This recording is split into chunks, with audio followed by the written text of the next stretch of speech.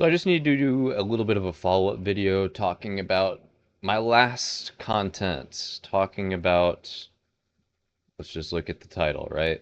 Another fail release by Blizzard. Progress got banned for a couple hours. If you don't know, check out the video. But I'm gonna be real, even after checking out the video, based on the comments, you guys just don't get it. It's really interesting to me look at the analytics of this video here, where yeah, lots of people didn't like it. Normally I have most people like my content. This all downvotes. Interesting to see mostly new people that haven't checked out this channel before. So I feel like it's people that may just not be super familiar with Warcraft or understand how it works. But I'll just give you a little bit of history of the lore. Check out the Dwarf Lord videos from earlier this month. AQ40 was released early twice. Two different times they released it earlier. And in their blue posts, they just said due to a bug, it got completed early. It's being put back if it was messed up.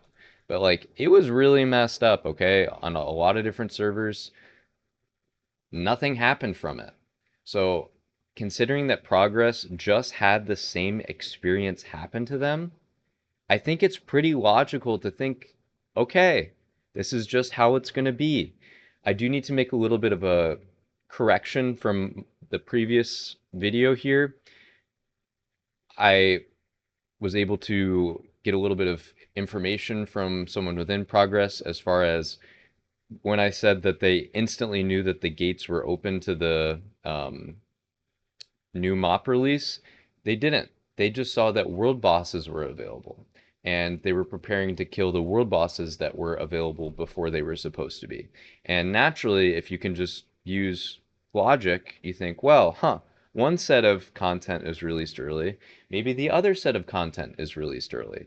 So it's not like that they, were plotting and hoping, planning on the release happening early. They were just playing the game and then went into the instance.